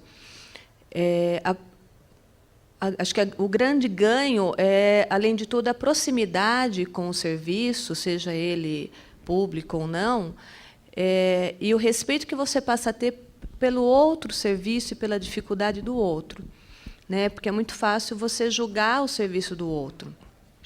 lógico, né? Ainda mais quando você fala CREAS, fala CREAS, já arrepia, né? Porque tá tudo ali e é tudo muito difícil. Mas aí você começa a ver que não é só ali que é difícil, né? Que todos têm as suas dificuldades, e quando você consegue sentar e conversar sobre essas dificuldades e tentar achar soluções ou caminhos para minimizar isso, vai ficando um pouco menos pesado, eu acho, né? E aí você consegue fazer essa rede ter não sei se é um nome, mas, enfim, lá em Jundiaí, quando a gente fala Redeca, o próprio juiz da vara da infância, o promotor, onde você for, eles sabem que essa rede existe, né? Então, o que começou, como, né, muitos colocaram, como uma pessoa daquele serviço, hoje ela tem representatividade, né? Tanto que alguns documentos, alguns tratados, saiu dessa rede. E ali você consegue começar a montar fluxo, montar protocolos. Então, mas eu vejo assim que é muito difícil, né? Mas o começar é você estar presente, que também não é fácil, né? Porque todos os serviços, pelo menos públicos, sofrem de falta de RH, né? Falta de tempo. Então, você tem que optar, tá aqui ou tá ali. Mas acho que isso repercute futuramente no seu próprio serviço, nessa falta de tempo, nessa dificuldade e tudo mais, né? Porque uma vez que ela está instalada, ela ganha força. E aí tem como você fazer isso voltar para o teu fazer e tornar ele um pouco menos pesado.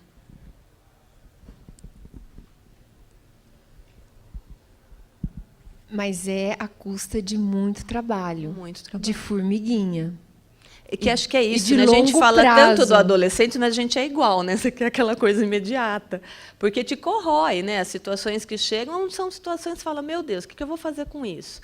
Né? Em Jundiaí a gente tem várias redes, e isso que ela colocou, né, de uma rede não conversar com a outra, agora está começando a conversar, até porque quem participa de uma acaba participando da outra, aí leva, e aí o e-mail, então começa por exemplo, né, a divulgar isso, as pessoas verem que é importante você ter uma memória dessas reuniões, você passar, mas é muito moroso, né? E leva muito tempo, leva muito tempo. E muito esforço e abertura e disponibilidade pessoal de quem entra num tipo de perspectiva dessa, para trabalhar nessa perspectiva, e também de vontade política, muito, de contexto político bastante, né?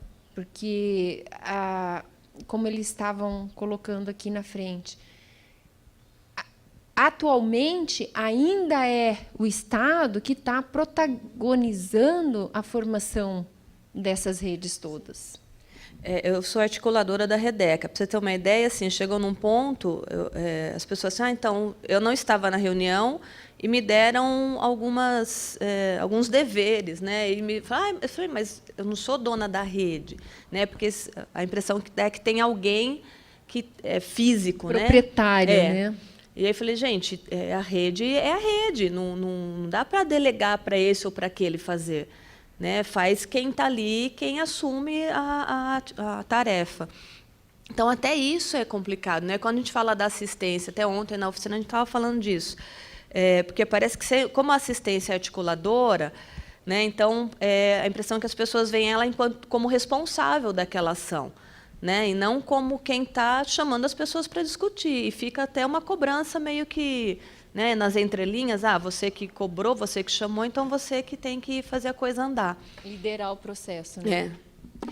Assim, se eu deixei parecer que eu tenho alguma coisa contra ter várias redes, eu quero me redimir, não é isso. Eu acho que as redes elas são fundamentais. A minha questão é a gente muitas vezes cai naquela tentação de reinventar a roda. E você acaba criando outras estratégias ao invés de fortalecer as que já estavam existentes. É como grupo social. Você acaba formando novos grupos ao invés de fortalecer os que já existiam e estavam com dificuldade, como se formar um novo grupo, uma nova rede, numa outra tarefa, vai resolver um problema que não era aquele problema daquela tarefa. A coisa é muito mais, né, como dizem, o buraco é muito mais embaixo e a gente não está nem conseguindo tatear direito a dimensão desse vazio, dessa coisa que precisa ser preenchida, e a gente está socando coisa dentro e muitas vezes de forma aleatória, e muitas vezes, no caso dos governos, para dar respostas imediatas por situações políticas, para resolver condições de vida e não trabalhar em cima de modos de vida. Então, eu acho que rede ela tem que ter essa configuração, essa base, ser representativa, ser orgânica, mas, principalmente, fortalecer a população, levar as pessoas a assumirem o seu protagonismo social, levar as comunidades a assumirem a sua responsabilidade social pela sua condição de vida. Porque, senão, é o trabalho, né? Como que diz na clínica, a gente não fala isso? A gente só vai com o outro até onde o outro foi, até onde a gente foi com a gente mesmo. Não é? E a gente não faz pelo outro aquilo que ele não está disposto a fazer. Não é a gente que vai fazer, é o outro que tem que tomar as rédeas da sua própria individuação. É a mesma coisa na sociedade e na população. E a rede não tem outra função, senão essa também. De levar, de trazer o outro à altura dos seus olhos para que ele consiga identificar, enxergar a sua realidade, se enxergar, se reconhecer e buscar soluções e compor alianças e fazer parcerias e colaborar num processo de transformação que é uma decisão do grupo, da coletividade. Exatamente. E como a gente brincava nas comunidades, no trabalho lá na África, e se não tiver um lanchinho, não adianta, porque ninguém aparece. Não é? Se não tiver uma recompensa, não adianta, não vai. Né? Não vai. Então, é isso. Algumas das experiências que vocês têm, acho que refletem isso também, não é? Moradores, setores públicos, grupos sociais, colaboradores diversos de diversas áreas, agentes externos, ONGs locais, associações locais, lideranças comunitárias, tudo isso que forma esse grupo. Ao invés de colocar ali comunidade, a gente pode colocar território, a gente pode colocar, sei lá, uma área específica, a gente pode colocar rede, mas tem que ter essa representatividade. Só que, de novo, o que eu acho que é muito fundamental é que a gente tenha que trabalhar de forma que o grupo avance na direção da sua emancipação. Que o grupo passe por um trabalho, ou faça um trabalho de nivelamento. Que todo mundo possa executar as tarefas com autonomia. Nesse trabalho da Amazônia, das comunidades ribeirinhas, a gente trabalhava com equipes grandes de diferentes áreas, desde a área de engenharia de produção, medicina, enfermagem, psicologia, educação, várias artes, várias áreas, assistência social, nutrição, enfim, um monte de coisas. E uma das coisas que a gente tentava batalhar muito com o pessoal da comunidade também é que algumas coisas a gente não ia pedir para ninguém costurar o braço de ninguém, porque isso era tarefa do médico. Mas falar sobre a importância de você tomar alguns cuidados para não cortar o braço era tarefa de todo mundo. E ali qualquer pessoa podia fazer, e não só o médico. Então, é muito nesse sentido assim de a gente ter a propriedade, A gente tem a técnica e ninguém vai substituir a nossa técnica, mas tem coisas que até vale muito mais o outro estar falando numa outra posição dentro do grupo do que a gente mesmo. E a gente tem que saber compartilhar esses saberes, esses conhecimentos e incentivar, estimular a autonomia na ação na própria rede, no próprio grupo, né? Uma linguagem comum, a troca de experiência, desenvolver as habilidades de comunicação, a capacidade crítica. Então, tem o desenvolvimento também interno, que precisa ser pessoal e depois também em grupo, né? No final das contas, é isso. Todo trabalho de rede que eu vejo, por isso que eu acho que está tudo certo, alguém, às vezes, tem que protagonizar, sim, e tudo bem, é que a gente vai sempre, via de regra, começar dependente, com uma certa dependência. Então, eu vou lá, eu vou fazer, vamos fazer tal coisa, que tal a gente fazer não sei o quê. Mas eu tenho que ter esse cuidado de ir estimulando e o outro ir se apropriando para que a gente chegue numa fase de colaboração em que, tudo bem, já não precisa que eu faça tal coisa. As outras pessoas estão fazendo, a rede ali está se mobilizando já naquela direção. Não depende mais tanto da minha presença, não depende mais tanto do meu conhecimento, do meu recurso, para a gente chegar nessa fase da autonomia, que é da libertação, que é tipo, olha, se você está lá, se você não está, aquilo já foi incorporado, né? A necessidade percebida, ela passou de percebida para sentida.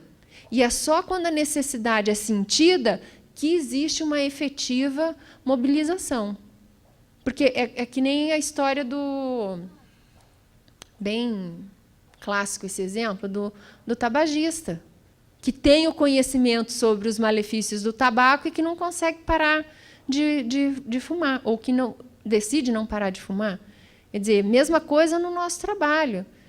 A gente tem uma percepção da realidade das necessidades, a gente sente de uma maneira, mas enquanto os atores não tiverem também sentindo daquela maneira, ou da maneira, não da sua, mas da maneira deles, né? Vamos deixar isso claro, da maneira deles, eles não vão se mobilizar, não vai ter a atuação, né? Isso é uma coisa também bem interessante, que nós temos uma perspicácia, muitas vezes, no nosso trabalho, que é viciada pelas nossas condições de formação e o contexto que a gente trabalha, que, às vezes, a gente acaba induzindo o outro a sentir da mesma forma que a gente sente. A gente vira as costas e o trabalho mingua. Por quê? Aí você fica, poxa, mas estava todo mundo, né, achando não sei o quê, todo mundo chegou num consenso, todo mundo na mesma linha, e, de repente, não vingou. Por quê? E, muitas vezes, é por causa disso mesmo, porque o outro ele só incorporou o teu sentido, até, às vezes, para dar uma resposta para você, mas não era exatamente aquele sentido que ele estava sentindo naquela situação, naquele contexto. Vocês entendem? Eu não tenho muito mais coisas, não. Deixa eu ver que horas são. Peraí. 11h10. A oficina está marcada até meio-dia. A gente começou umas 9h30. Vocês querem fazer um pipi rápido, voltar para a gente discutir mais? Aí a gente volta no clima de vamos abrir para a plenária e discutir. Vocês querem tocar até pouco antes do meio-dia?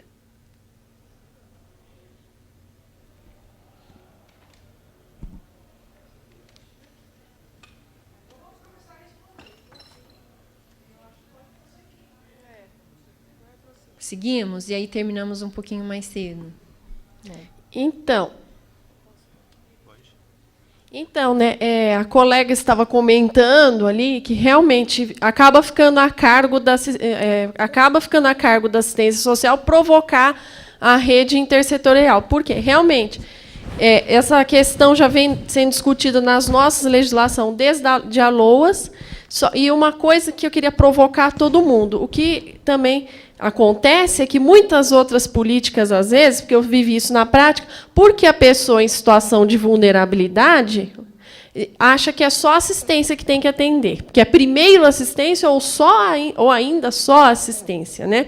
Por quê? Porque a Aldais Esposati faz uma discussão que a assistência social ela é genérica nas atenções, ou seja, ela tem como uma de suas metas garantir os direitos e, para tanto, ela requisita que sejam que envolvam-se outras políticas públicas. Então, ela é genérica. A criança está fora da escola, a gente tem que sensibilizar a família para que ela volte a estudar e ver uma escola que seja mais perto. Olha, perto da casa das senhoras, a família mudou na comunidade há pouco tempo, tem tal escola, tentar fazer esse meio de campo. E ela é genérica nas atenções, assim como se fosse um problema de saúde, específica no público, ou seja, a quem dela necessitar, mas quem que dela necessita? As pessoas que estão em vulnerabilidade social. Então, isso é um nó, que foi até um nó que foi discutido no meu TCC, que é esse nó que provoca a dificuldade de entendimento das outras políticas públicas para o papel da nossa. Então, é um dos dificultadores. Vale lembrar também que as políticas públicas, em seu contexto, elas começaram a ser constituídas historicamente separadas. Então, começou a desenvolver a política, primeiramente, da saúde, na sua caixinha, fez todas as legislações, aí o SUS até se inspirou no SUS, a da educação. Historicamente, elas foram construídas separadas, mas para atender os nossos usuários, que eles têm acesso aos direitos, tem que ser juntos. Mas, então, é uma espécie de um impasse, realmente, né, no fim. E o profissional que está na ponta, e principalmente o usuário, que é o maior prejudicado nessa situação, né? É para ele, como que é a pergunta? A serviço de quem e de que nós estamos? É um questionamento seríssimo, que está lá na ponta da ética, né? Geralmente, quem está o usuário, como você colocou, é o maior prejudicado, porque geralmente a gente não está trabalhando muito para o usuário, a gente está trabalhando por uma outra coisa, mas que não é para o usuário. Vocês conseguem reconhecer isso na...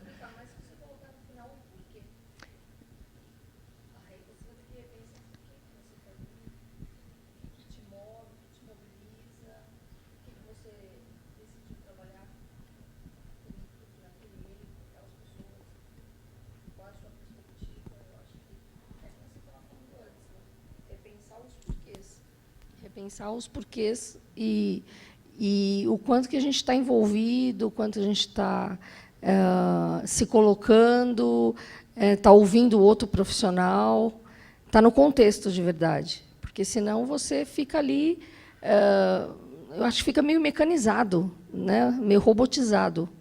Você tem que fazer sempre uma análise do seu eu, né? Então, acho que se você colocar no final disso aí o porquê, por que você decidiu entrar nesse contexto? Qual que foi a sua motivação que te mobilizou? Acho que aí a gente até amplia um pouco, né, nessa questão ética. Eu penso assim, não sei. Exatamente. E esse raciocínio também é importante quando a gente vai fazer a formação da rede.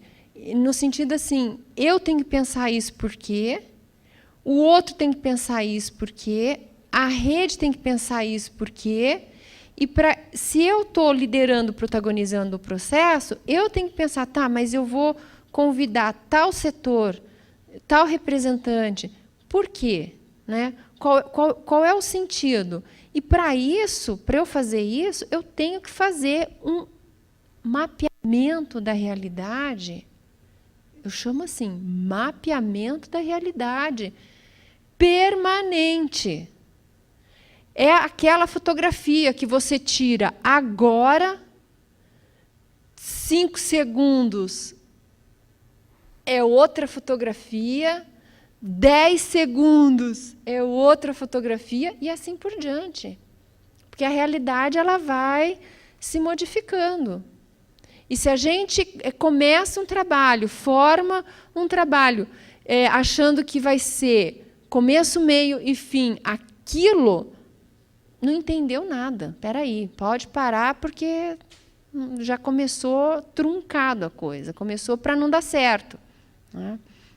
Então, o planejamento das ações que eu vejo nos trabalhos que eu acompanhei, eles acabavam sendo comprometidos, inclusive, porque os grupos vinham com uma demanda.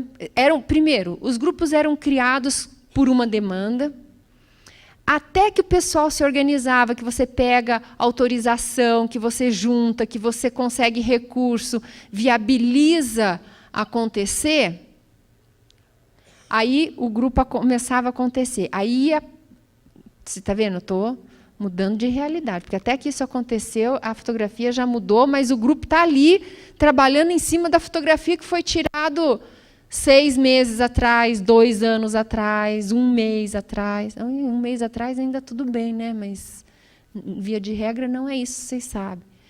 Aí viabiliza o trabalho, vai planejar uma coisa em cima de uma fotografia que já mudou, e não tem o cuidado de voltar para a realidade para ver, não, então, espera aí um pouquinho. Vamos consultar de novo. Mudaram de lugar? Vamos tirar uma outra foto de um outro ângulo, então? Porque se agrega pessoas, né, é outra lente. Vamos tirar uma outra foto de um outro ângulo para ver se é o mesmo? A gente não tem esse cuidado. E aí, na hora de executar, muitas vezes não dá certo, né?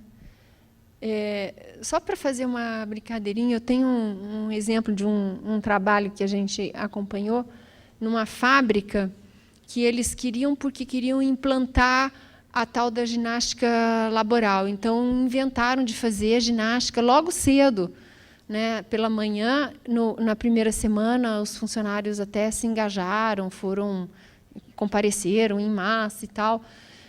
Na segunda semana começou a minguar, a terceira semana mingou mais ainda, em 1 mês a atividade estava zerada, né? Não tinha mais gente participando da ginástica do começo da manhã, e o pessoal não entendia por quê. E daí fomos descobrir, porque todo mundo vinha de bicicleta para a fábrica, né? Já chegava exercitado na fábrica, não precisava de fazer aquela ginástica para começar a trabalhar bem disposto. Vocês estão entendendo? Vamos transferir isso para um contexto muito maior, que é isso que a gente reproduz nos nossos planejamentos, nas nossas práticas, né? Então, outra coisa também que a gente já estava discutindo, e isso daqui está servindo mais como um exemplo para eu passar totalmente a palavra para vocês. A gente já tinha falado, vamos descobrir, vamos entender qual é a origem do convite. A demanda veio da onde? O que tem por trás dessa demanda? Tem uma série de coisas aí para pensar. Para cada um desses itens, tem 500 perguntas para você se fazer para ajudar a reflexão. Algumas delas estão, inclusive, nesse material que vocês podem acessar ali pela internet. Contextualizar essa demanda, verificar condições e modo de vida. Gente, por favor, vamos fazer essa distinção. A gente precisa trazer isso acirrado. Condição é uma coisa, modo de vida é outra coisa, né? Tem que avaliar as duas. Analisar a realidade e fazer também uma análise das necessidades. E daquela coisa, necessidades percebidas são uma história, necessidades sentidas podem ser outro capítulo, né? outra história. Reconhecer as forças vivas, identificar os recursos, isso é uma coisa fundamental. Às vezes a gente chega num lugar para trabalhar, principalmente quando a gente é transferido, não é isso que acontece? Você já chega, o bonde está andando, você fica assim meio perdido, você não sabe muito bem se foi feito esse trabalho de reconhecimento anterior ou não, e você acaba indo na onda, mas tem que checar. Quem que são as pessoas que estão envolvidas? Quem que são os atores? Não está faltando gente? Não está faltando representatividade nessa rede, nesse grupo? E força viva é uma coisa fundamental. E força viva, muitas vezes, é como eles colocaram, ela colocou, a gente faz o trabalho pensando naquela equipe, porque tem aquele profissional que pensa daquela maneira que vai ecoar com a nossa visão. Força viva é isso também, mas força viva é aquela pessoa vizinha daquela casa onde está tendo aquela situação de violência, por exemplo, mas que é uma líder nata, que é a pessoa que influencia os vizinhos, que conversa, que fica bravo, que chama, que agrega, né? Ou que faz a discórdia, porque a força viva não é só para o lado do agregador, né? Tem aquela força viva também que bagunça com tudo. Né? Estabelecer prioridades e compartilhar a informação. Eu resumo tudo isso em coautoria. Uma rede não é para ser a protagonista.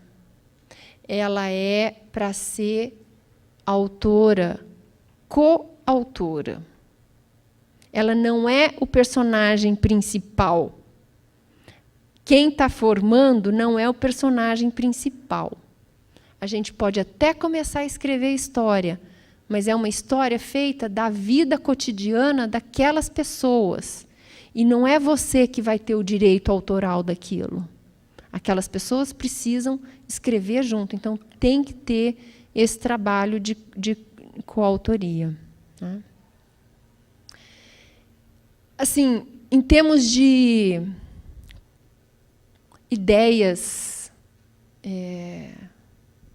conceitos e tal, o que eu pensei para a gente hoje foram essas coisas. E eu, na verdade, eu tinha pensado a gente até fazer um pouco mais de ping-pong, mas a gente até participou bastante. E eu queria que vocês saíssem daqui, eu tinha até falado com o Ariel, com uma reflexão mais aprofundada sobre as suas práticas. Diante de tudo que a gente conversou, a minha ideia era que, no final da oficina, vocês pudessem ter uma crítica, tecer uma crítica sobre o trabalho, sobre o lugar onde vocês estão, aquilo que vocês estão fazendo, e que vocês pudessem compartilhar com o grupo. Então, eu queria pedir para vocês fazerem esse esforço agora no final. Algumas pessoas, pelo que eu vi, trabalham juntas. Se vocês quiserem fazer uma discussão juntas, está tudo certo. Outras pessoas parece que estão mais individuais. Se quiserem se juntar com outras, não tem problema. Se quiserem fazer individualmente, também está tudo certo. Então, peço para vocês 2 minutos ou 3 para vocês respirarem e pensarem nas suas práticas, diante de todas as coisas que a gente comentou. Eu vou deixar as fotos para depois, senão toma muito tempo da gente. E aí a gente, em máximo 5 minutos, a gente faz uns relatos, vocês compartilham o que vocês pensaram. Pode ser? Meio retórica a pergunta, né? Vamos lá? Quem trabalha junto? Não trabalham juntos? Ah, vocês duas, se quiserem discutir, vocês. Querem se juntar uns com outros, fazerem uma discussão para não ser individual, ou só refletir e anotar?